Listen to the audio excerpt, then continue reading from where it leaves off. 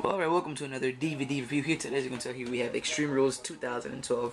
This event was, of course, held in Chicago, Illinois, in the Allstate Arena, and had the featured main event, Brock Lesnar, the ass kicker himself, going against John Cena, which was a phenomenal main event. And, of course, look at this right off the bat. Look at this badass, sick, kick-ass cover you have right there. You can obviously tell you have the Extreme Rules logo, Brock, Cena, and both of the individuals' names. Flip it over here to the side. Same thing going on. Let's open this up.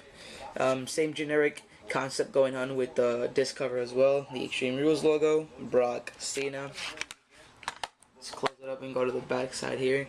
That you have Cena getting dominated by Brock. I think this is a spot where Brock put the chain on Cena's leg and just started working on that throughout the whole match. Well, half of the match. They have Bryan, Daniel Bryan locking in the yes lock onto Sheamus, and CM Punk using the fire extinguisher during his match with Chris Jericho in the Chicago Street Fight. Special features we have for this DVD is Matt Striker interviews CM Punk. And right here, let's focus on this a little bit. Okay, after 8 years away from WWE, one of the most destructive forces in history, Brock Lesnar has re-emerged to bring the pain to hustle, loyalty, and respect. But John Cena refuses to be intimidated.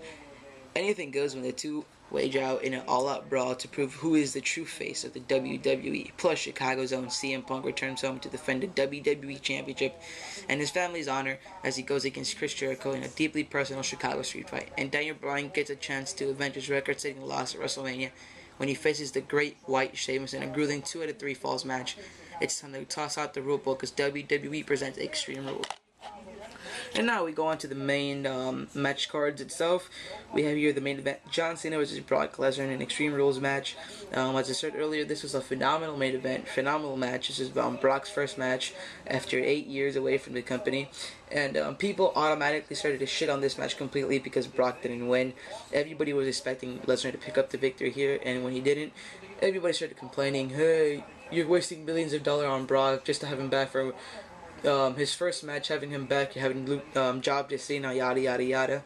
But I don't know, like, I just thought it to be a fantastic match. I was okay with the outcome, and like I said, it was just a great match. Lesnar dominated the whole match. Cena had his little comebacks, but as soon as he started to build momentum, he got shut down by Brock. Brock pretty much showed us here why he is the ass kicker he says he was, or is. And like I said, he dominated the whole match. And then at one point, the ending came when Brock tried to do the outside dive onto Cena again. And but this time, Cena got the chain. He punched Brock dead in the face with the chain, and then afterwards he gave him the AA onto the steel steps. 1, 2, 3. John Cena beats Brock Lesnar, and then afterwards you have Cena saying that he was gonna take that little mini vacation, which he never did. So either way, like I said, people shit on this match, and I don't see why. It was a awesome main event. And then we go on to Nikki versus Layla. At first it was supposed to be Beth versus Nikki for the Divas Championship, but Beth got replaced by Layla, and Layla then won and became the new Divas Champion. Nothing too special there, although I was a little bit happy that Layla did return, so yeah, nothing too special there. Layla, new Divas Champion. And then you go on to the Chicago Street Fight for the WWE Championship. CM Punk going against Chris Jericho. Fun match, and of course they came out in their street attire, which you don't really see often that much nowadays. And like I said, it was a fun match. It was a little bit more better than their match at Mania. Not to take anything away from that, but I just found this to be a little bit better. I would consider this to be the second best match of the night, and it had some fun spots like right there, the fire extinguisher spot, and then of course when you had Punk's sister slap Jericho. So and then that came when Punk gave Jericho the good old GTS. 1, 2, 3, and Punk retains the title. Like I said, a real fun match. And then we'll go on to the World Heavyweight Championship match. Sheamus versus Daniel Bryan, a 2-3 out of falls match. Great match, best match of the night, and arguably Daniel Bryan gave Sheamus that night the best match of his career, no doubt about it.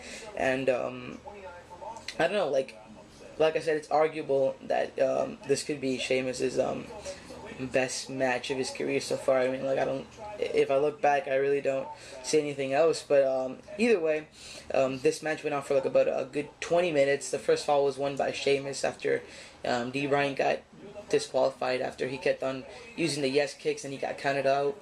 And then Sheamus got put in the yes lock and he passed out. And that gave Bryan the second fall, and then eventually Sheamus would connect with the bro kick to win the match and get the third fall, thus retaining the World Heavyweight Championship.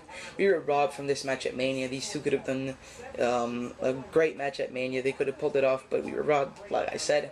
But either way, they redeemed themselves both at Extreme Rules, and they had a phenomenal match. And then afterwards, we got into Big Show versus Cody Rhodes for the Intercontinental Championship. It was a tables match that was decided in the pre-show, I think. I'm glad this feud's over because I never really cared that much about the Big Show Cody feud, and I think the ending came here when Cody, I think, just kicked Big Show when he was trying to get in the ring. Yeah, Big Show was trying to get in the ring. Cody kicked him, and he basically just stepped on the table. He broke it, and then the ref was like, ring the bell. Big Show's like, what the fuck? And Cody's celebrating, and then he puts Cody through 2-3 tables, I think, yeah. And then we go on to Randy Orton versus Kane in a Falls Count Anywhere match. Real fun match as well. This match went all over the Allstate Arena. Kane and Orton didn't have a bad match throughout their whole feud. At Mania, it was good. At SmackDown, it was solid, and this one didn't disappoint either. And of course, the ending came when Kane tried to do the tombstone onto the chair, but Orton countered it into an RKO onto the chair. So I think that's about it. I think I'm missing something. Oh yeah, Ryback had a match against two local jobbers, and then Brodus Clay had a match against either Miz or Dolph. But yeah, that's about it. Go pick it up. I don't know really where to pick it up because I had to go to 3 different stores. Best Buy didn't have it. Walmart didn't have it when I went there. And then eventually I went to Kmart. So try one of those 3. Good luck, because like it took me a while to find it. Lucky I did find it though. It was only copied that they had it in. So alright guys, so I hope you guys enjoyed this review, and I'm out. Peace.